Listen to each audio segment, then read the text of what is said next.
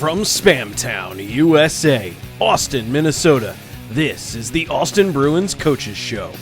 We break down the big hits, the spectacular saves, and the clutch goals with the men behind the bench. Get the inside scoop with exclusive insight, strategy, and stories from your Austin Bruins coaches. And now, here's your host, David Coyer, alongside Bruins head coach Steve Howard.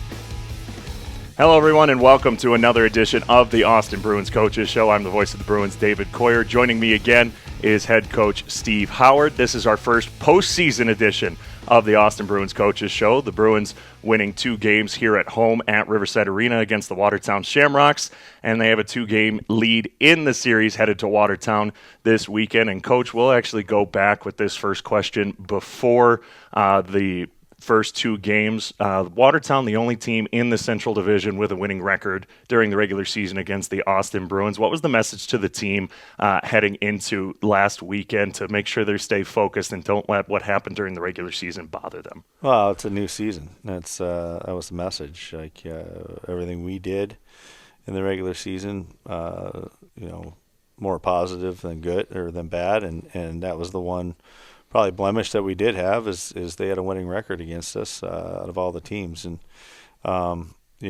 once again, we need to realize that it's a completely different season. We hadn't seen them since, I think, January. And they were a different team. We were a different team. And same time, we knew the games were going to be close. And this past weekend proved it. And game 1, Watertown gets an early lead with a power play goal, but a few minutes later, Gus Elbert responds with a power play goal of his own. This team has done a really good job all season long of bouncing back in moments like that, not letting early goals bother them. What does that say about the resilience of this team all season long? No, you just said it. We're a resilient group. We talk about it all the time. We need to be. There's certainly times where in situations like that, it's really easy to get focused on the thing that just happened. And you need to turn the page. You got to flush it and get back out there and keep going. And we preached it all year, but our guys are really, really good at putting something behind them and going after the next part. So hats off to them.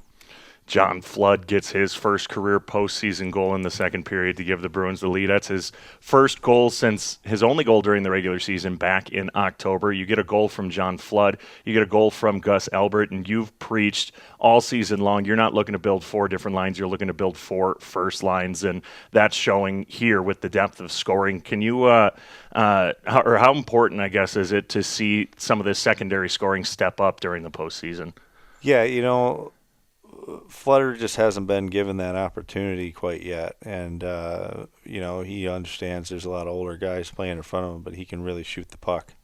And when we're playing in the scenario we're playing in this past weekend, he's getting more ice, and he showed you give him a little time and space, he can rip it, and for him to get a goal both nights, that's big. For us to be able to play our 4 lines and roll them, more so than any other games throughout the season, just because, that line had a role to play this past weekend, and I thought they did it well.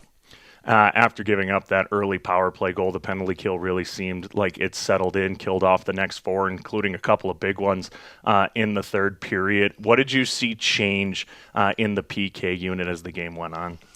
Yeah, I mean, just settling in and having they scored. It was one of those scenarios where they had a pretty good look. I think our guys were maybe missing a quick assignment that happened there that gave them a little bit of a better look than usual. And, I thought Solo was just a little bit off on his angle there, and it hits his glove, and they end up getting the second opportunity. And it's hockey. They got one more guy than us. They're going to get some chances here and there. And fortunately for us, we came up big in the next few. After the game, you said that there were some moments in Game 1 that were uncharacteristic of this group. What did you mean by that, and how did you work on cleaning that up for Saturday? It's just turnovers. I mean, that's what this time of year is. You turn the puck over, it usually leads to a good chance going the other way. And you find out a lot about yourself when you're under the pressure of playoffs. And I just thought some guys either panicked with the puck or tried to do too much, and that's the uncharacteristics part. We got to be better with the puck. We got to take care of the puck, and this is certainly that time of year where you want to basically be able to play the same way that you played throughout the regular season. But as we all know, it's a different environment and a different animal when you get to playoffs. Your team very experienced, including a lot of these guys playing last year in the playoffs against Minot, and you've even got some of the newer guys who have postseason experience. Did you notice any sort of gripping the stick tighter, any first game jitters from your team that maybe led to some of those uncharacteristic moments? Exactly. Yeah. I mean, that's my point with all the turnovers. It was uncharacteristic of some of our veteran guys. They've been there before, and for them to turn the puck over in spots that they did, or tried to do too much in spots, it might have been overconfidence in some cases. But that's exactly the point. I thought we settled in. We played a better game on Saturday, even though it was tighter. I didn't mind our play so much. We didn't give up that much as far as turnovers go. And Game 2 starts off very similar to how Game 1 did. 2 goals in the first period, including John Flood getting his second of the weekend. Things tightened up after that. No goals in the second period, and then multiple power play goals in the third period, a shorthanded goal to keep the game tight. How much did you guys anticipate special teams playing a big part in this series? Oh, they play a big part in all playoff series. They're huge, and sometimes you might only get one, maybe two, and you got to make them count. And that just goes to show, like, it's playoffs. So being disciplined is also very, very important. And we talked about it, we preached it, and we want to keep our composure here. We want to stay even keel and keep things going. Sure, and Watertown scores that shorthanded goal to take their first lead to the game in the third period. What's the mood on the bench in a moment like that, and how did you make sure to keep the guys focused, knowing you guys were still on the power play coming off of that goal? Yeah, that's our group. Obviously, at that point, I'm pleading my case to the refs and asking for a penalty to be called there and whatever, and it's playoffs. I get sometimes the whistles are put away, but it led to a grade A scoring chance, and they capitalized on it, and once again, hats off to our group, our top power play in the league, went out there and they answered right away. And, basically we're told the team we got it, and, they went out there and executed, and that's what you need to have in order to win a series, win a championship. You got to have moments like that. And, we've mentioned John Flood, Gus Elbert, some of that secondary scoring, but then you look as well, E.J. Paddington with an insurance goal in Game 1, and then Simon Marchionot gets the power play goal to tie the game back up late in Game 2. What does that say when you have some of that secondary scoring able to get the scoring early and some of your normal top scorers getting those goals late? What does that say about the balance of this team? Yeah, well, I mean, let's look at the real question here, or the real answer would be that we wouldn't have won the game if we didn't have the secondary scoring, right? So it's a positive marker. I think playoffs are built off of unsung heroes, guys that might not be typically your top guys or goal scorers in situations like that. And I always talk back about I think it was 2 or 3 OTs that we went into against Minot a few years back in the 2023 season, and Jackson Luther, same deal as Flood. He scores a game winner, goes bar down, and Jackson wasn't known for his shot and scoring big goals like that, and it's what it is. I mean, it's playoffs. It's anything can happen. Throw pucks at the net, and sometimes it's your top guys, but more importantly, a lot of times it's an unsung hero that you probably didn't expect. So we were really excited about getting those guys on the board early. Hopefully that builds some confidence into this weekend.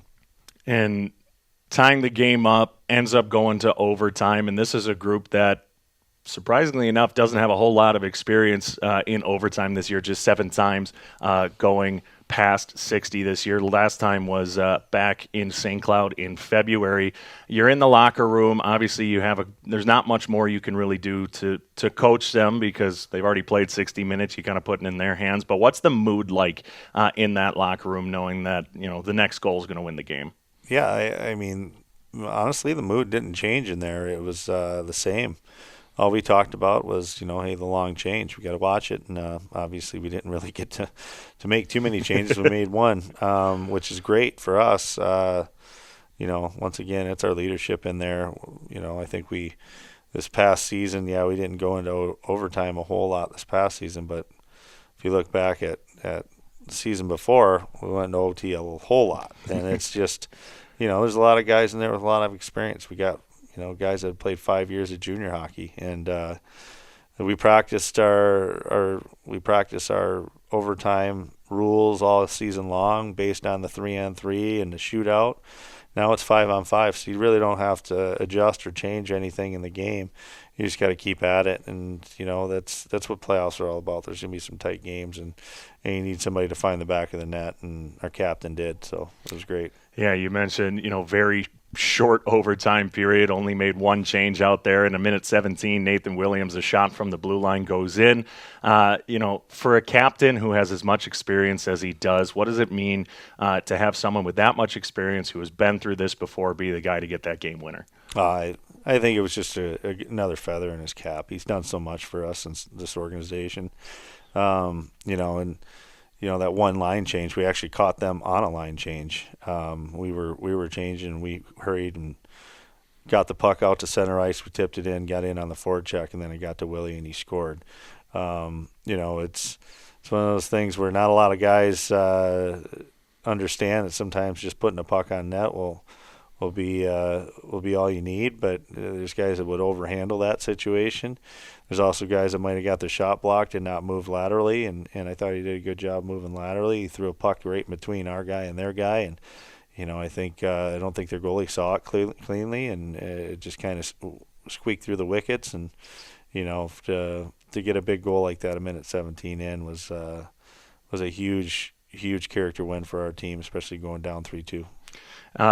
Going up 2-0 in the series, need one more game to move on to the Central Division Final. That can create a lot of confidence in a team, which can sometimes be a bad thing. You don't want to be overconfident. What does this group have to do to not get too overconfident and make sure they're not taking the foot off the gas heading into Watertown this weekend? Yeah, we talked about it earlier.